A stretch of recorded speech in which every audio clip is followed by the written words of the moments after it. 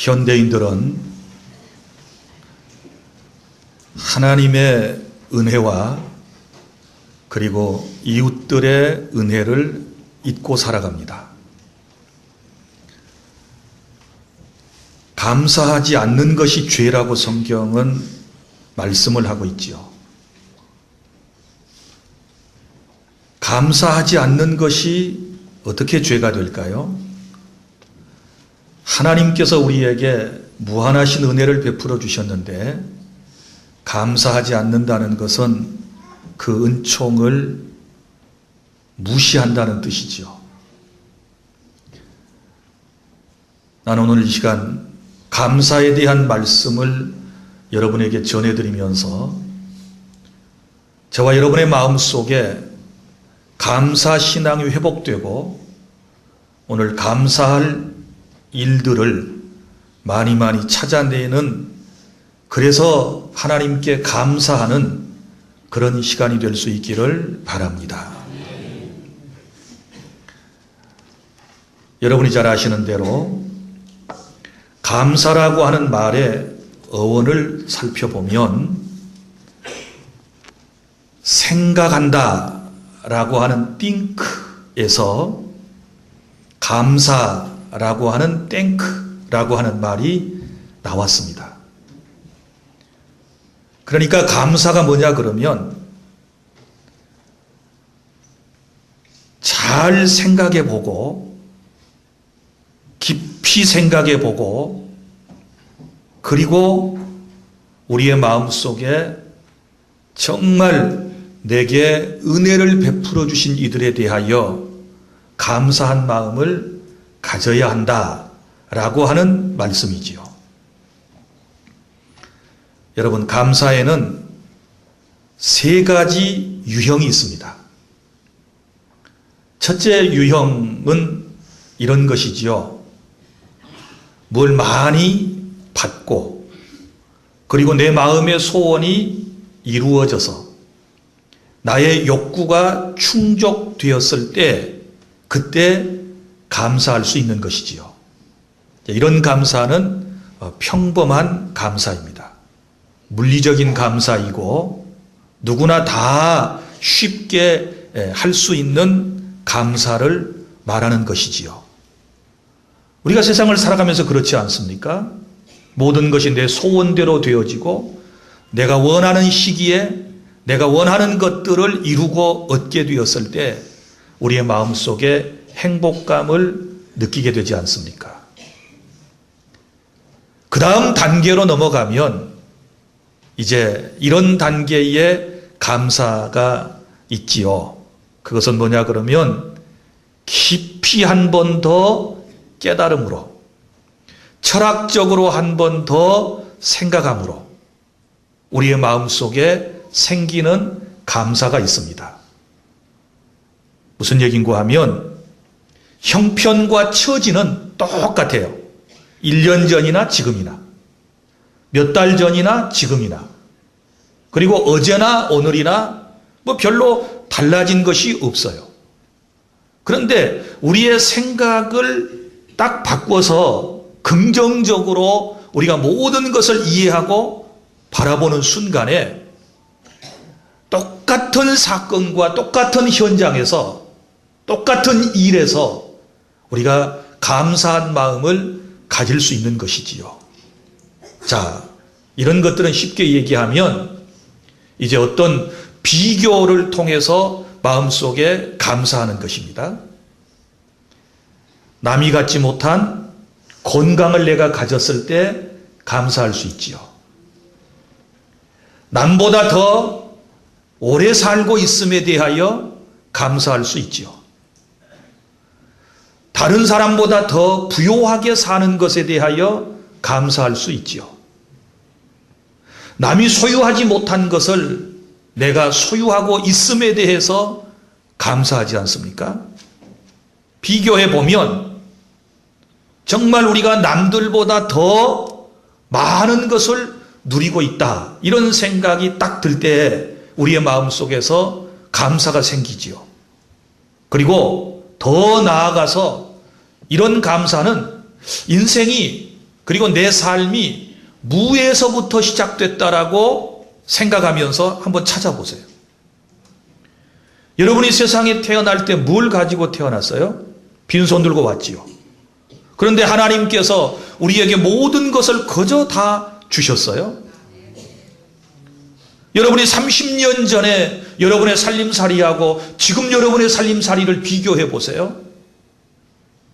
여러분 결혼 초기하고 지금 여러분이 30년 살아온 이후의 삶을 비교해 보세요. 엄청 달라졌습니다. 우리는 풍요로움을 누리고 있습니다. 우리는 모든 것이 풍족합니다. 이 나라도 그렇고 우리의 개인을 보아도 그렇고 우리의 교회를 보아도 그렇고 모든 것을 살펴볼 때 옛날에 비하면 지금이 환경적으로 훨씬 더 낫다. 그리고 무에서부터 출발한 상황을 생각한다면 하나님께서 내게 주신 것들이 얼마나 많이 있는가. 이런 걸 생각하면서 감사할 수 있는 것이지요. 어제 저녁에 아파트에 살면서 이웃집과의 층간 그 소음 때문에 잠을 못 주무신 분들도 더러 계실 거예요. 밤늦게까지 애들이 막 쿵쿵거리면서 이리저리 뛰어다니고 또 옆집에서 막 개 짖는 소리 들리고 이럴 때에 얼마나 짜증이 나셨어요? 그런데 여러분이 한번 띵크 해봐요. 땡크가 될 거예요. 자, 그 시끄러운 소리를 들을 수 있다는 것은 내게 좋은 청력이 있다는 겁니다. 듣지 못하는 사람이 얼마나 많이 있는지 모릅니다. 그런데 내가 들을 수 있는 귀가 있는 것에 대해서 감사하시기를 바랍니다. 우리는 또 그러지요. 못 볼 것을 보았어. 못 볼 것을 보았다는 것은 여러분이 무언가를 볼 수 있는 맑은 눈을 가지고 있음에 대해서 감사해야 될 줄 믿습니다. 우리가 이른 아침에 단잠을 깨우고 일어납니다. 요즘은 날씨가 쌀랑합니다. 그래서 아침에 찬바람을 맞고 그 가기 싫은 직장을 향하여 나아갈 때 마음속에 행복감이 있습니까? 감사함이 있습니까? 다 투덜거리며 대부분 나아가지요. 그런데 또 한편으로 생각해 보십시오. 띵크 해 보십시오. 땡큐가 나와요. 요즘처럼 직장이 없어가지고 사람들이 어려움을 겪는 경우가 얼마나 많이 있습니까? 직장에서 실직당하고 해직당하고 명퇴당한 사람이 얼마나 많이 있습니까? 그런데 나는 일터가 있어서 아침에 직장에 나갈 수 있는 것이 얼마나 감사한지. 또 내가 아침에 일어날 수 있다는 것은 생명이 있다는 것이고, 일어나서 내가 투덜거리며 직장에 갈 수 있다는 것은 건강이 있다는 것이고, 하나님의 보호하심 속에서 날마다 살아간다는 사실을 생각하면 그저 모든 것이 감사인 줄로 믿으시기를 바랍니다. 우리는 아이들을 키우면서 막 짜증을 내지요. 이 자식이 지 애비 닮아가지고, 이 자식이 지 엄마 닮아가지고 고집이 세고 이런다. 막 애들을 키우면서 짜증을 부려요, 우리가. 그런데 10대 방황하는 아이들을 향하여 내가 무슨 말을 할 수 있고 짜증스러운 투로 말을 할 수 있다라고 하는 것은 남이 갖지 못한 자식이 내게 있다는 증거예요. 감사하시기를 바랍니다. 어떤 가정에서는 여러분이 그렇게도 귀찮게 생각하고 그렇게도 여러분이 못마땅해 생각하는 그 자녀를 갖기 위해서 얼마나 기도하면서 안타까운 심정으로 여러분 아이를 기다리는 줄 아십니까? 부부간도 그렇죠. 조금만 생각해 봐요. 남편 때문에 못 살겠어요. 고집스러운 데다가 융통성도 없는 데다가 나이가 먹었는데도 변화되지 않는 데다가 하는 짓거리마다 미운 짓거리만 하고 막 입에서 이 원수, 이 사자 이거 끝까지 살아야 되나 말아야 되나 별별 소리를 다 하지만 혼자 사는 부인들한테 물어보세요. 그런 남자 그림자라도 있었으면 하는 바람이에요. 남편 있는 것에 대해서 감사하시기를 바랍니다. 또 아내도 마찬가지지요. 아내에 대한 불편함과 불만이 남편들에게 또 얼마나 가득 차 있겠습니까? 정말 어쩔 때는 화가 날 수도 있으시겠지요. 그렇다면 혼자 살아봐요. 혼자 사는 분들이 얼마나 힘든 줄 아세요? 너무너무 힘들어요. 그래서 밥도 해주고 빨래도 해주고 말 상대도 되어주고 할 수 있는, 싸울 수 있는, 다툴 수 있는 이런 아내가 있는 것이 행복하다는 사실을 기억하시기를 바랍니다. 우리 청소년들은요, 부모님들을 못마땅하게 생각해요. 왜 그렇습니까? 모든 것을 안 된다 그러거든요. 그렇게 해서는 안 된다 그러거든요. 자기의 소원을 잘 안 들어주시거든요, 부모님이. 그럴 때에 차라리 가출해버릴까 이런 생각도 갖고 나 부모 없었으면 더 좋겠어 그렇게 생각하지만 그렇지 않습니다. 부모님은 계시는 것이 훨씬 더 큰 행복입니다. 부모가 없는 사람들에게 물어보세요. 부모 그늘이 얼마나 큰지, 부모님이 얼마나 고귀한 분인지, 힘없고 나약하지만 부모님이 계시다는 그 자체가 행복이고 감사한 일인 줄로 믿으시기를 바랍니다. 저는 가끔 우리 교우들에게 설교를 듣습니다. 교우들이 저한테 아주 따끔한 책망 겸 가르침을 줍니다. 뭐라고 그러는가 하면 이렇게 얘기합니다. 목사님, 부모님 살아계실 때 잘하십시오. 부모님 살아계실 때 잘해드리세요. 나한테 그래요. 저는 그 의도를 충분히 이해합니다. 지금 이렇게 말씀하시는 분들은 부모님이 안 계셔요. 양쪽 다 부모님이 안 계세요. 안 계시고 나니까 어때요?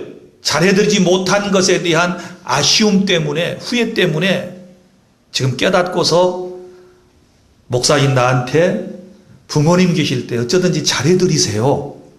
이렇게 말씀을 하시는 거예요. 저는 충분히 이해가 돼요. 사랑하는 여러분, 다시 말합니다. 띵크 하면 땡크가 나옵니다. 생각해 보면 모든 것이 감사할 일들이라는 것을 저와 여러분이 깨닫게 될 줄로 믿으시기를 바랍니다. 그런데 우리는 이런 인생을 깊이 생각하지 못하고 항상 불평이 가득 차 있어요. 원망이 우리 안에 가득 차 있어요. 여러분, 모든 것을 무에서부터 시작된다면, 무에서부터 모든 것을 시작하는 우리가 그런 깊이 있는 인생의 철학을 가진다면 그냥 지금 살아있는 것이 감사고 행복이고 기쁨이고 만족인 줄로 믿으시기를 바랍니다. 그 다음에 더 나은 감사가 있어요. 더 영적인 감사가 있는데 제가 오늘 여러분들에게 말씀을 드리고자 하는 바로 범사에 감사하는 것입니다. 모든 일에 감사. 뭐가 있든지 없든지 간에 내 뜻대로 내 원하는 대로 모든 것이 이루어졌든지 이루어지지 않았든지 간에 감사. 남들과 비교해서 더 작고 더 초라하고 더 보잘것이 없지만 그럼에도 불구하고 내 마음속에 하나님 때문에 감사하는 이런 신앙이 하나님께서 원하는 신앙인 줄로 믿으시기를 바랍니다. 바울이 고백한 대로 나의 나 된 것은 다 하나님의 은혜로 된 것이다. 이제껏 내가 살아온 모든 나날들이 다 주님의 은총이었다. 그런데 사람들이 이러한 하나님의 놀라운 은택을 잊고 살기 때문에 오늘 주님께서 말씀에 뭐라고 말씀하시는가 하면 3절 이렇게 말씀하시지요. 그의 모든 은택을 2절에 내 영혼아 여호와를 송축하며 그의 모든 은택을 잊지 말지니라. 하나님의 은택 이것을 잊어버리면 안 돼요. 늘 마음속에 간직하면서 감사하고 또 감사를 실천에 옮기면서 저와 여러분이 살아야 하는 것입니다. 오늘 본문 말씀을 통해서 다윗은 여러 가지 감사의 제목들을 말하고 있습니다. 시편 103편은 다윗이 쓴 시인데 특별히 여기에 1절부터 5절까지에 적어도 4가지의 감사의 제목을 찾아내서 우리에게 소개하고 있습니다. 첫째는 뭘 감사했느냐? 그러면 3절 그가 내 모든 죄악을 사하시며. 자, 하나님의 은총이 참으로 많이 있는데 가장 놀라운 가장 큰 은총이 뭐냐 그러면 죄사함인 줄로 믿습니다. 왜 이 사죄함 혹은 죄사함이 가장 큰 은총인 줄 아십니까? 인간이 고통 가운데 살다가 죽게 된 이유가 어디에 있습니까? 바로 인간의 원죄와 자범죄 때문에 그렇습니다. 죄 때문에 인간이 고통받다가 결국은 이 세상을 떠나게 되는 것이지요. 그렇다면 이 고통과 죽음의 문제를 해결하려면 무슨 문제가 해결돼야 될까요? 죄의 문제가 해결되면 되는 것이지요.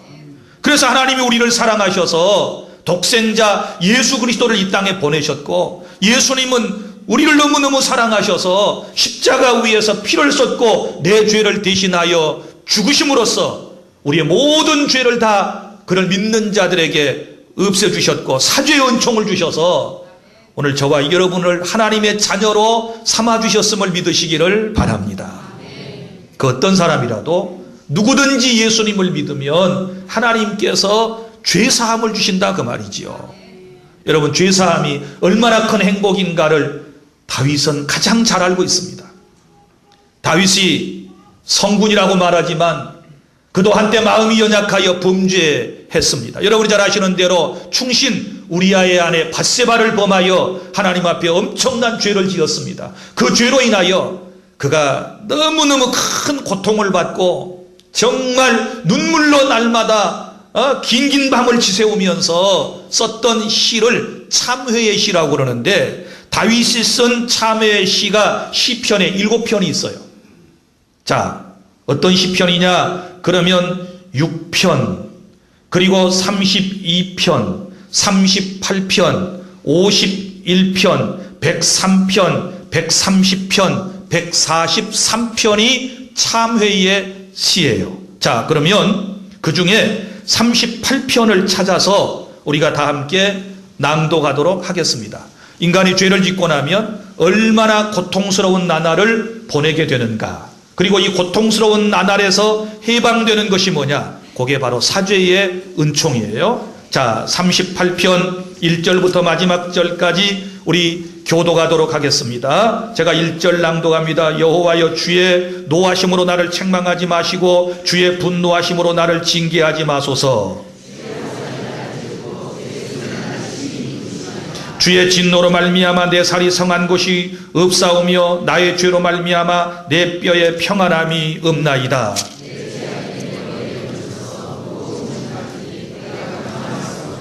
내 상처가 썩어 악취가 나오니 내가 우매한 까닭이로소이다. 내 허리에 열기가 가득하고 내 살이 성한 곳이 없나이다.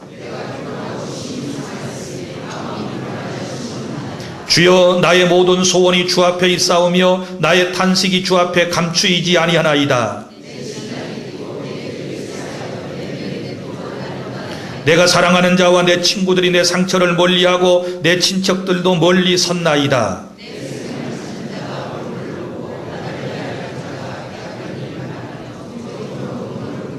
나는 못 듣는 자 같이 듣지 아니하고 말 못하는 자 같이 입을 열지 아니하오니 여호와여 내가 주를 바라싸우니 내 주 하나님이 내게 응답하시리이다.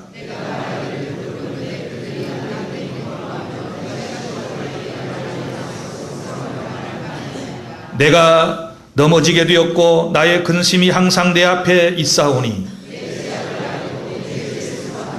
내 원수가 활발하며 강하고 부당하게 나를 미워하는 자가 많으며